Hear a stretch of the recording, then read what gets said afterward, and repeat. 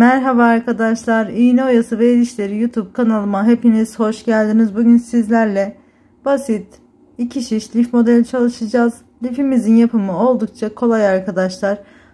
Ajurlar ve arka yüzden ters ördüğümüz bir ilmekle oluşuyor. Lifimizin kenar modeli arkadaşlar şu an 15 tane.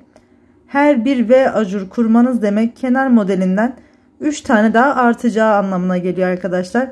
Lifinizi büyütmek isterseniz bir tane daha V ajur kurabilirsiniz. Ben 4 tane V ajur kurdum lifimin yarısına kadar. Sizler istediğiniz şekilde kaç tane kurmak isterseniz o kadar kurup lifinizi büyütebilirsiniz. Lifimin bir kenar uzunluğu 24 santime denk geliyor arkadaşlar. Siz bir V ajur daha kurarak 3 tane daha kenar modeli elde etmiş olursunuz. Bu şekilde hesaplayabilirsiniz. Lifimizin yapımına geçmeden önce arkadaşlar kanalıma abone değilseniz abone olup bildirim butonunu aktif hale getirirseniz bundan sonra yayınlayacağım bütün videolardan anında haberdar olabilirsiniz. Şimdi bu güzel lifin yapımına geçelim arkadaşlar. Lifimi yine 5 ilmekle başladım. Bu lifimde de uyguladığım kenar modelini yine bir önceki 2 lifte de uygulamıştık arkadaşlar. İlk defa girenler varsa bir önceki videolardan bakarak başlayabilirler. Şimdi kenar modelimi yine eksilterek 5 ilmekle başlıyorduk. Kenar modelimizi eksilterek 2'ye kadar düşürdüm. 3 tane kenar modelim var toplamda. Şu an kenar modelimin 2 ilmeği var. Her iki taraftan da ikişer ilmeklerim hariç orta kısımda 25 tane ilmeğim var. Yani ikişer tane de kenar modelimin ilmekleri toplamda 29 tane ilmeğim var arkadaşlar. Burada kenar modelimi arttırarak yine başlıyorum. Kenar modelimi 5'e tamamlıyorum. Örerek devam ediyorum.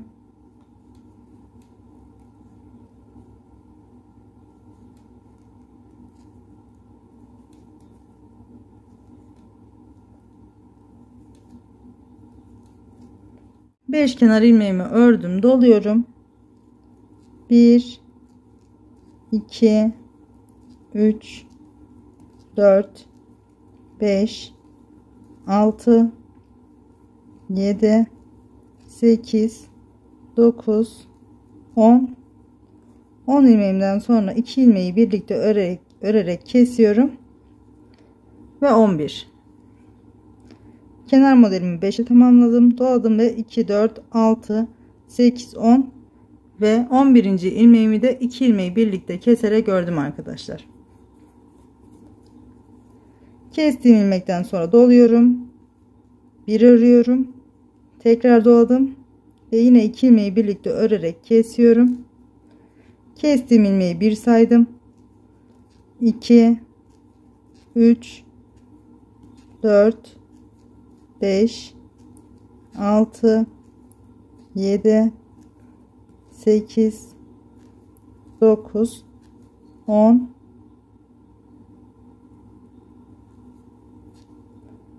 ve 11 ilmeğimi ördükten sonra yine kenar modelimin 2 ilmeğine geldim. Tekrar kenar dolamamı yapıp kenar modelimin 2 ilmeğini de örüyorum. Kenar modelimizi 5'e arttırdık arkadaşlar. Sırayı baştan bir kez daha alacağım. Bu modeli daha önce yaptık zaten, benzer modellerden. 5 kenar ilmeğimi ördükten sonra doladım. 10 ilmek ördüm. 2 ilmeği birlikte keserek ördüm arkadaşlar. Toplamda 11 ilmeğimiz oldu. Kestiğim ilmekten sonra doladım. Bir ördüm. Tekrar doladım ve yine 2 ilmeği birlikte örerek kestim. Bu ilmeğimle de, yani doladığım ilmekten sonra toplamda yine kenar kısımdaki doladığım ilmeğe kadar toplamda 11 ilmeğim de burada var arkadaşlar. Arka yüze geçiyorum. Buradan da kenar modelimi arttırıyorum, 5'e tamamlıyorum.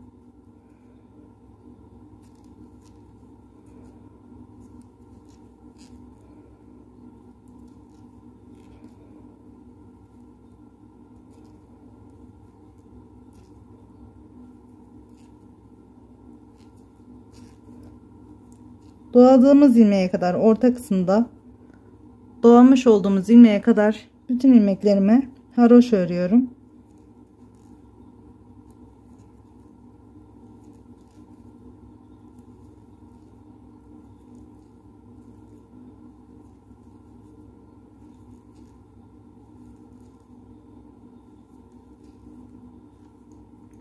Ve bakın doladığım ilmeğe geldim. Doladığım ilmeği de haroşa örüyorum. Bu iki ajurumuzun arasında kalan bir ilmeği arka yüzden ters örüyoruz. Yine kalan ilmeklerimi sıra sonuna kadar haroşa olarak örüp ön yüzde devam edelim.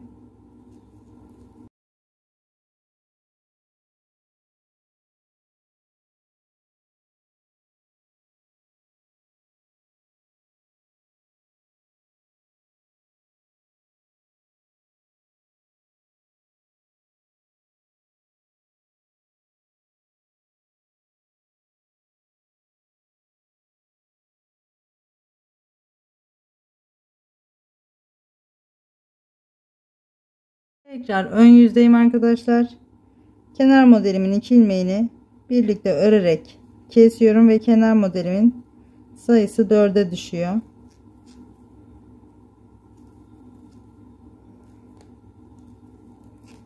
Dört ilmeğimi örüp doladım. Yine 11 ilmek örüyorum. 2 3 4 5 6 7 8 9 10 ve bakın ajurumdan önceki iki ilmeği birlikte keserek örüyorum. 11. Tekrar doladım. Ajurlarımın arasında 3 ilmeğim olacak. Ajurumun üstünü ördükten sonra, yani 3 ilmeğimi ördükten sonra doluyorum. Tekrar 2 ilmeği birlikte örerek kesiyorum. Yine burada da 11 ilmeğim olacak. Kenar dolamamı yapıp arka yüze geçip kenar modelimi keseceğim arkadaşlar. Yine aradaki bir ilmeğimizi arka yüzden ters öreceğiz. Bu şekilde birkaç sıra ilerleyeceğim arkadaşlar. Bu modelin başlangıcıyla daha önce benzer modeller yaptık arkadaşlar. Şimdi bu ajurlarımı ilerleteceğim. Ortadaki bir ilmeğimi arka yüzden ters öreceğim sürekli. Döndüğümde kaç tane ajurumuz oldu söyleyeceğim arkadaşlar, sayılarıyla birlikte. Modelimizi ilerletip gelelim. Evet arkadaşlar, aynı şekilde modelimi ilerlettim. 3 tane kenar modelimiz olduğu zaman modelimizi kurmaya başlamıştık. Şu an 6. kenar modelimizi 2'ye düşüreceğimiz sıradayız. Yani şu orta kısımda başlamış olduğumuz ajurlarımızdan bakın 1 2 3 4 5 6 7 8 9 10 ve 11 tane ajurum var. Şimdi şu ajurumdan diğer ajuruma kadar yine aynı şekilde devam edeceğim. Son sırasını beraber yapalım istedim. Tekrar model kurulumuna devam ediyoruz. Yine kenar modelimi eksilterek 2'ye düşürdüm, doluyorum. Tekrar 11 ilmek öreceğiz.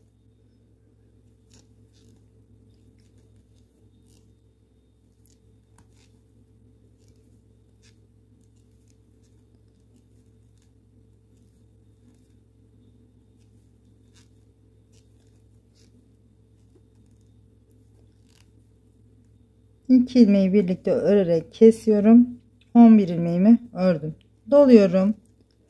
1 2 3 4 5 6 7 8 9 10 11 ve bakın ortadaki ilmeğim 12. ilmeğim oluyor. Tekrar 11 ilmeğim var.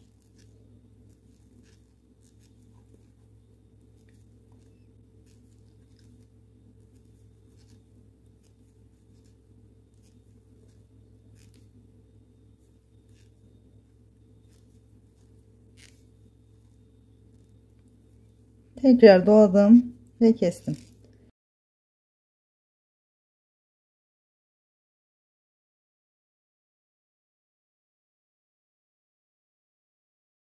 Yine modelimizi aynı şekilde devam ettirdik arkadaşlar. Kenar modelimizi kestikten sonra dolamamızı yapıp 11 ilmek kestiğimiz ilmekle birlikte yaptık. 11 ilmeğimiz burada arkadaşlar. Şu doladığımız ilmekle birlikte arkadaşlar şu desenimizin, bakın şurası 11'de arkadaşlar. 2 4 6 8 10 12 14 16 18 20 22 24 ve doladığım ilmekle birlikte 25. Yani şu kısımda 25, 11'de burada arkadaşlar 36, 11'de bu kenarda kalacak 47 ilmeğimiz oluyor arkadaşlar toplamda. 12. ajurumuzu yaptık bu sırada. Şimdi arka yüzden de örüp tekrar ön yüze gelip tekrar model kurulumunu göstereceğim arkadaşlar. Son sırasında birlikte yapıp görmenizi istedim.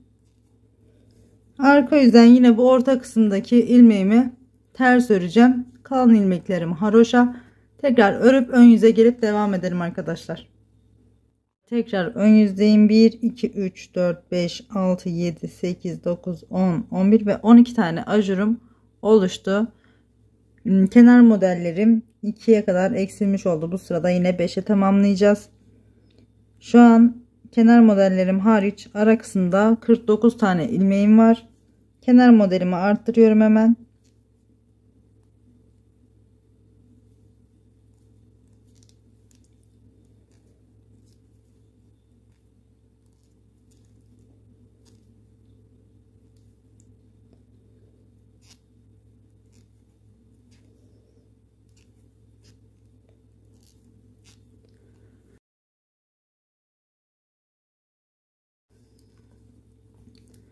Evet, kenar modelimi arttırdım arkadaşlar. Bakın modelimizde bu 11 ilmeğimiz sabit. Bu ortadaki ters ilmeğimiz sabit arkadaşlar. Yani lifimizin son kısmına kadar bu orta kısımdaki ilmeğimizi arka yüzden sürekli ters örüyoruz. Bu kenar modelimizden sonra doladığımız ilmekten sonra arkadaşlar bu kısımdaki, yani şu ajurlarımıza kadar olan ilmeklerimiz sürekli 11 ilmek olarak devam edecek. Yine kenar modelimi 5'e tamamladım, doluyorum. 1 2 3 4 5 6 7 8 9 10 2 ilmeği birlikte örerek kesiyorum. 11 doladım. 1 2 3 4 5 6 7 8 9 10 ve 2 ilmeği birlikte örerek kesiyorum. 11. Bakın bu ortada arka yüzden ters örmüş olduğumuz ilmeğin öncesindeki 2 ilmeği yine kestik. Kenar modelimizden sonra arkadaşlar dolamamızı yapıp 10 ilmeğimizi örüp 2 ilmeği birlikte örerek kestik ve toplamda 11 ilmeğimiz oldu bu ilk ajurumuza kadar arkadaşlar. Dolamamızı yaptıktan sonra yine 2 4 6 8 10 ve 2 ilmeği birlikte örerek kestik. 11. Tekrar 11 ilmeğim oldu. Bakın bu arka yüzden ters örmüş olduğum ilmekten önce kesmemi yaptım ve doluyorum. Bir ördüm, tekrar doladım, yine 2 ilmeği birlikte örerek kesiyorum. Daha sonra yine bakın kestiğim ilmeği bir sayıyorum. 2 3 4 5 6 7 8 9 10 ve 11 ilmek ördüm. Bakın alt sırada dolamış olduğum ajurumun üzerine de örüp doluyorum ve tekrar 2 ilmeği birlikte örerek kesiyorum. Kestiğim ilmek 1 2 3 4, 5, 6, 7, 8, 9, 10 ve 11. Kenar modelimin 2 ilmeği kalınca doluyorum ve yine kenar modelimin 2 ilmeğini de ördüm. Modelimiz bu şekilde arkadaşlar. Şimdi bu kısımdan yine arka yüze geçerken kenar modelimi 5'e tamamlayacağım. Bütün ilmeklerim haroşa, sadece şu orta kısımdaki bir ilmeğimi arka yüzden ters öreceğim. Tekrar kalan ilmeklerim haroşa. Ön yüze gelince tekrar beraber devam edelim arkadaşlar. Arka yüzü sadece şu bir ilmeğimizi arka yüzden ters örüp ön yüze geçip devam edelim. Tekrar ön yüzeyim, kenar modelimi eksilterek 4'e düşürdüm. Doluyorum. Yine 11 ilmek görüyoruz. 1, 2, 3, 4, 5, 6, 7, 8, 9, 10. 2 ilmeği birlikte örerek kesiyorum. 11. Tekrar doladım. Yine 11 ilmek öreceğiz. Doladığım ilmekten sonra 1, 2, 3, 4, 5, 6, 7, 8, 9, 10. Bakın ajurumdan önceki 2 ilmeğim var. 2 ilmeği birlikte örerek kesiyorum. 11. Tekrar doladım. Aradaki ilmeklerim 3'e çıkmış oldu. Tekrar dolayıp 2 ilmeği birlikte örerek kesiyorum. Kestiğim ilmek 1, 2, 3, 4, 5, 6, 7, 8, 9, 10 ve ajurumun üstünü örüyorum. 11. Tekrar dolayıp 2 ilmeği birlikte örerek kesiyorum. Yine kenar dolamamdan önce 11 ilmeğim olacak arkadaşlar.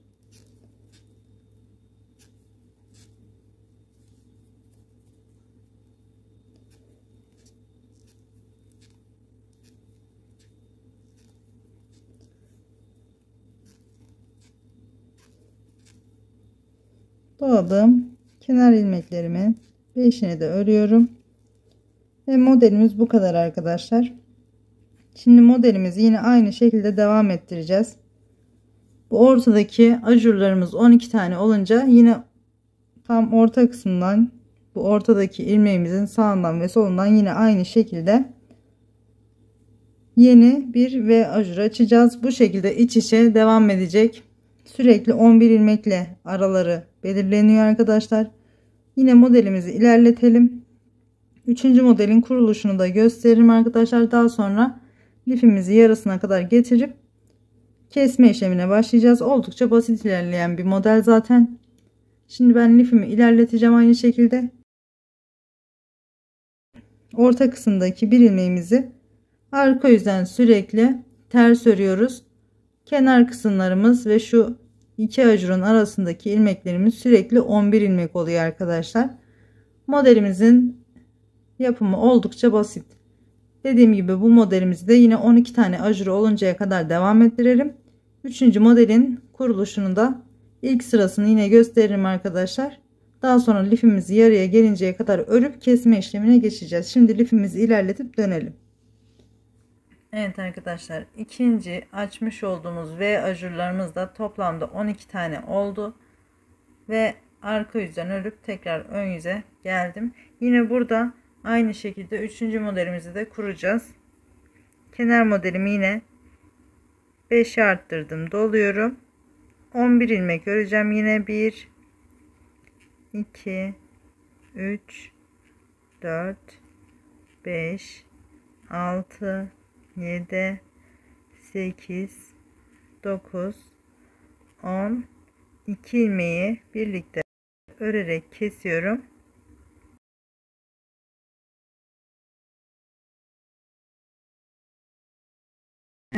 ...11 doladım. Yine 11 ilmek örüyorum. 1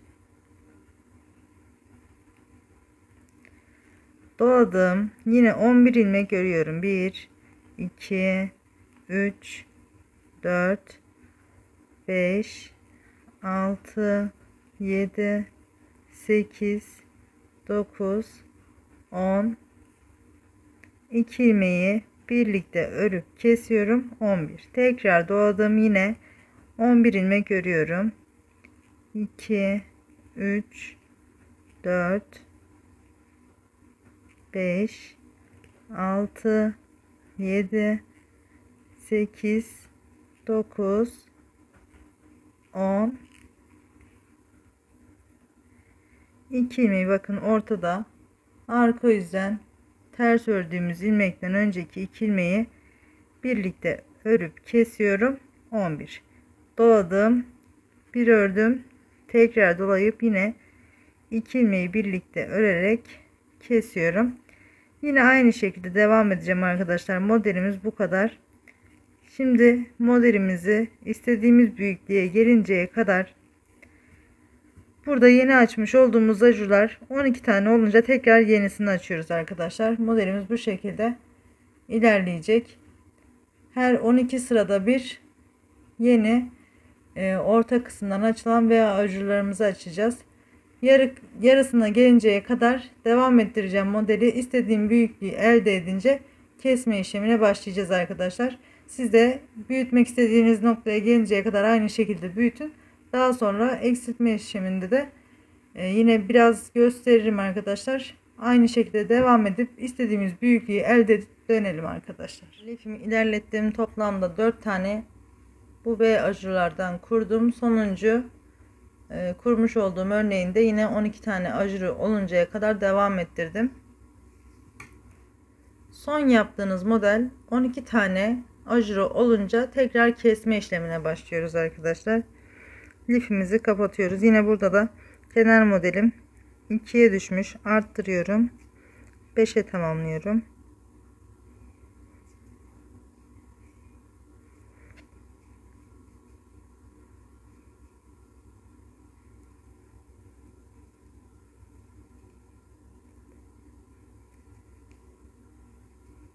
Beş ilmeğimi ördüm, doluyorum. 2 ilmeği birlikte örüp kesiyorum. Kestiğim ilmekle birlikte 2, 3, 4,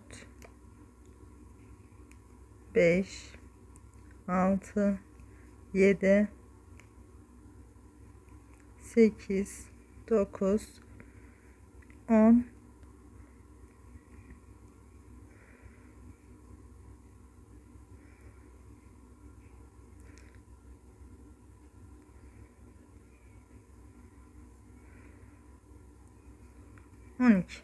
12 ilmeğimi ördüm. Bakın, kenar modelimi ördükten sonra doladım. 2 ilmeği birlikte örerek kestim. 2, 4, 6, 8, 10 ve 12 ilmeğim var şu anda. Doluyorum. Bakın, en son ajurumun üstündeki ilmeği ördüm. Doladım ve 2 ilmeği birlikte örerek kesiyorum. Kestiğim ilmek 1, 2, 3, 4, 5, 6, 7, 8, 9, 10 ve bakın ajurumun üstüne gelince 11. Doladım. 2 ilmeği birlikte örüp kesiyorum.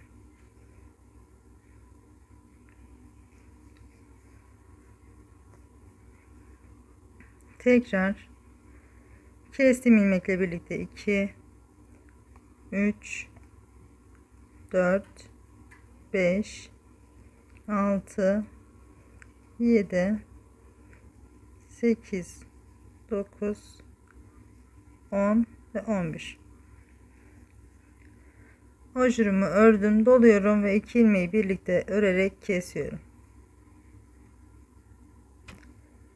Kestiğim ilmekle birlikte 2, 3, 4, 5, 6, 7, 8, 9, 10, 11.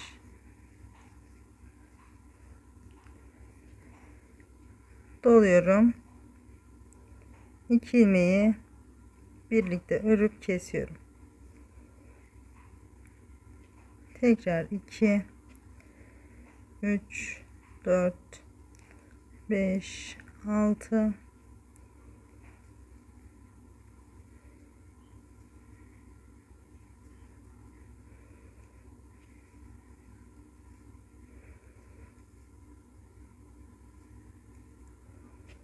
orta kısımdayız.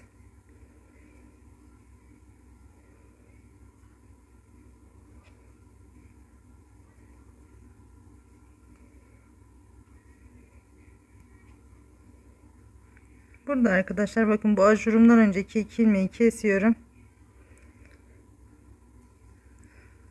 2 ilmeği kestim, doluyorum. Bakın, ajurumdan önceki 2 ilmeği kestim, doladım. Zaten şu ortadaki bir ilmeği de baz alabilirsiniz. Bakın 2 4 6 8 9, bir de kesmiş olduğum ilmek 10. Burada da doladığım ilmekten önce 2 4 6 8 10 ve ortadaki ilmeği. Yine doladım, 11 ilmek örüyorum. 4 5 6 7 8 9 10 ve 2 ilmeği birlikte örüp kesiyorum. 11 doladım, yine 11 ilmek örüyorum.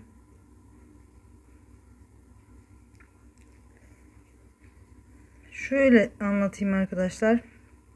Lifimizin alt kısmında başlarken 11 ilmek örüp kesip doluyorduk. 10 ilmek örüp kesip doluyorduk arkadaşlar.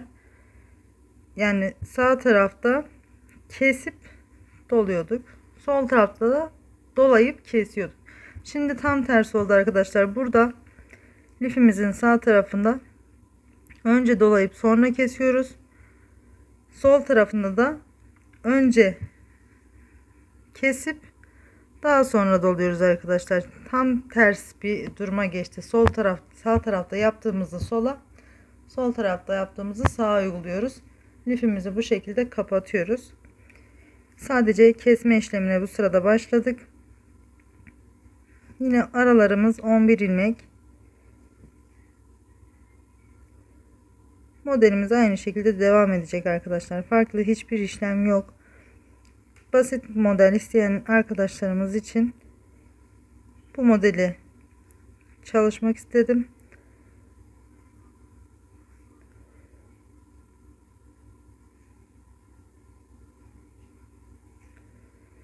Bu şekilde yapacağım.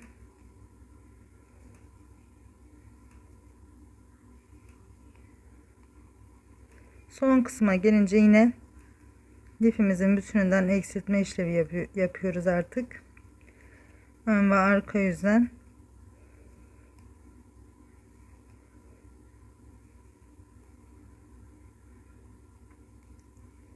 Bakın, ajurumdan önceki 2 ilmeği birlikte örüp kesiyorum. Doladım.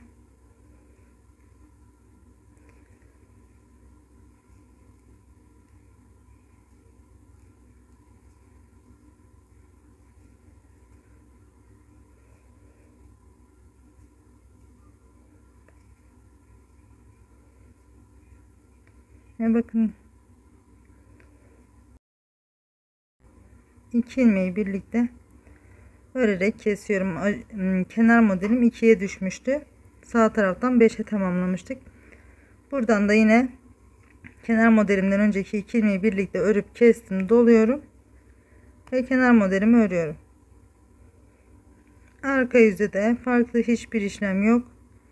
Yine kenar modelimi burada da arttıracağım. Doladığım ilmeği ördükten sonra 2 ilmeği birlikte örüp keseceğim. Arka yüz hepsini haroşa örüyoruz. Sadece şu orta kısımdaki bir ilmeğimizi arka yüzden ters örüyoruz. Yine haroşalarımızı örüp son kısma geldiğimiz zaman buradaki doladığımız ilmekten önceki 2 ilmeği birlikte örüp kesip yine ön yüze geçiyoruz arkadaşlar. Lifimiz bu şekilde. Kesme işleminde fazla anlatmayacağım arkadaşlar. Oldukça basit. Birkaç tane yaptığınız zaman daha iyi anlayacaksınız. Kesme işlemine devam ediyorum. Bakın bu orta kısımda son yapmış olduğum V ajurunun üzerine kapattım. Son sırasını birlikte yapıp diğer modele geçiş sırasını da bir sırasını göstereceğim arkadaşlar. Şimdi yine kenar modelimin 2 ilmeğini birlikte örüp kesiyorum.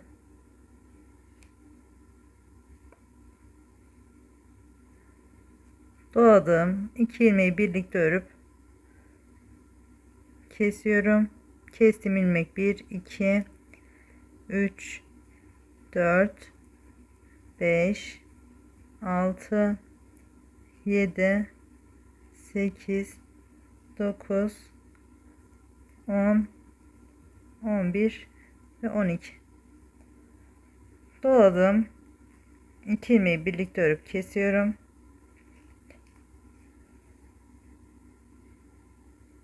Kestim ilmekle birlikte toplamda yine 11 ilmek öreceğim.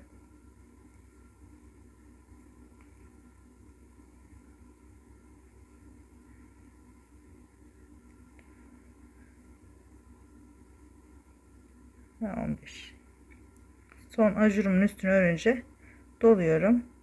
Yine 2 ilmeği birlikte kesip örüyorum. Kestiğim ilmek 1 2 3 4 5 6 7 8 9 10 ve 11. Tekrar doladım. Yine 2 ilmeği birlikte kesip ördüm. Yine 2 3 4 5 6 7 8 9 10 ve 11. Bakın arkadaşlar, son bu kutumuzun kapanış sırası olduğu için 3 tane ilmeğimiz var. Arada 11 ilmek gördüm, doluyorum. Yine üçlü kesme yapacağım ama ortadakini yine öne alarak keseceğim bu şekilde, bakın. Yani ilk ilmekle ortadaki ilmeğin yerini değiştiriyorum ve ortadaki ilmeği öne alıp şu 3 ilmeği birlikte kesiyorum. Doladım. Yine 11 ilmek örüyorum. 2 3 4 5 6 7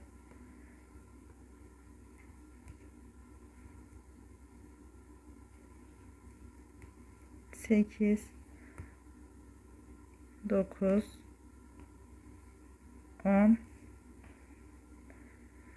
2 ilmeği birlikte kesiyorum. 11 doladım. Yine 11 ilmek örüyorum.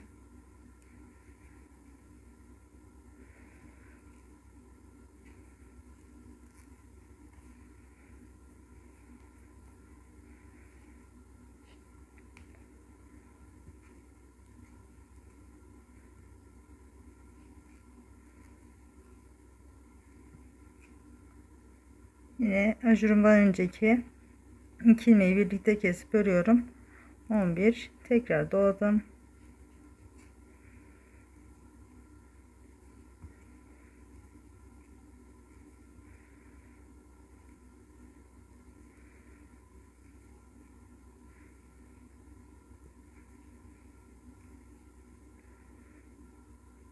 Yine son 2 ilmeği birlikte kesip ördüm, doladım ve kenar kısmına kadar örüyorum.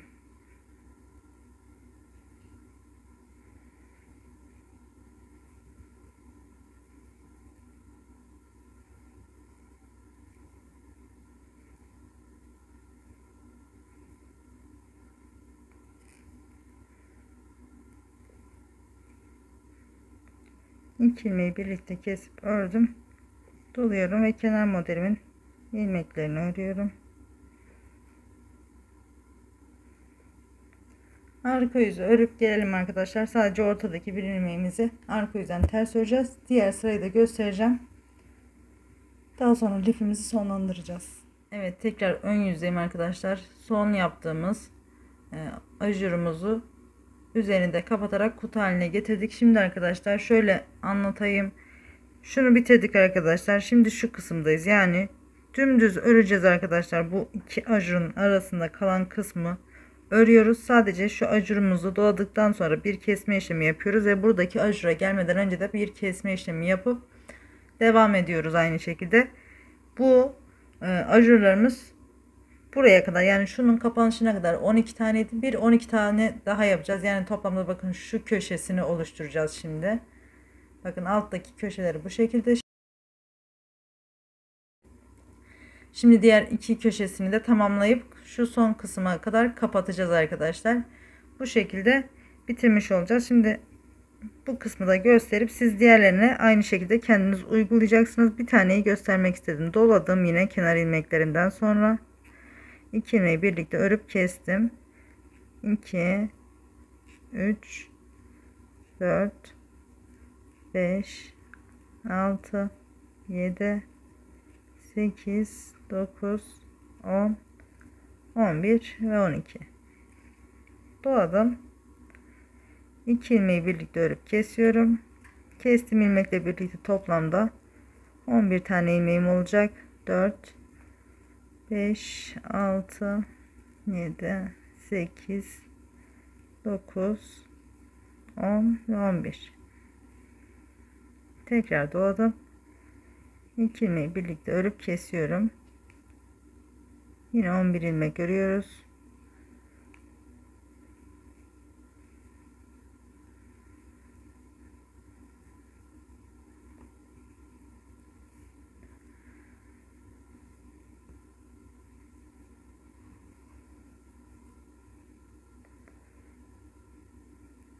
Yine ajurumun üstüne örünce doladım ve kestim. Tekrar 11 ilmek.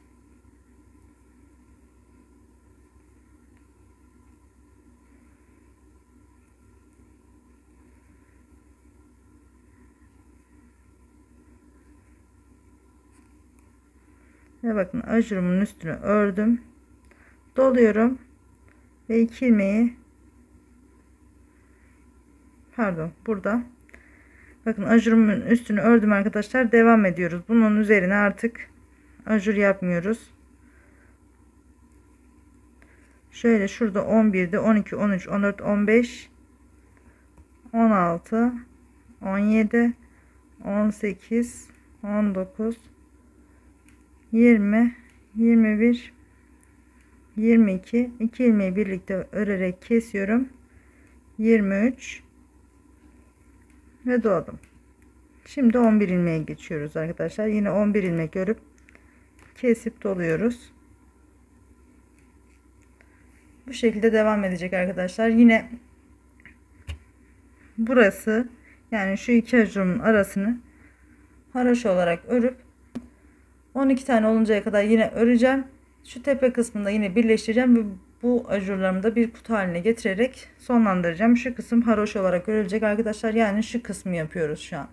Ve şuradayız. İlk sırasındayız.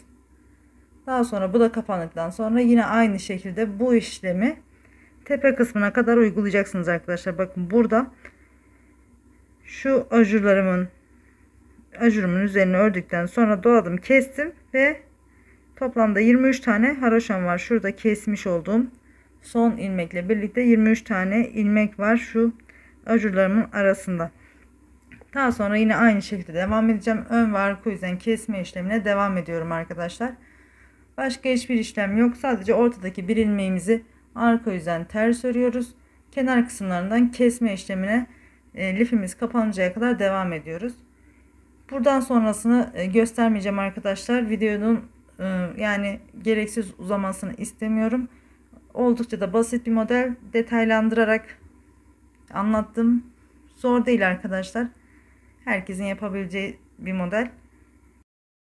Şimdilik bu kadar arkadaşlar. Lifimi son kısmına kadar getirip son kısmı da arkadaşlar göstermeyebilirim şu kısmı. Daha önceki videolarda da var zaten yapılış kısmı. Ama yani aynı şekilde bitecek. Yine başlangıç kısmında biz 25 tane ilmeğimiz varken başlamıştık. Şurada son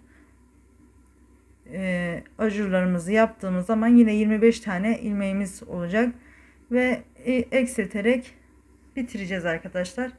Dediğim gibi şimdi lifimizi bitiş kısmına kadar getireceğim. Artık detaylı göstermeyeceğim arkadaşlar.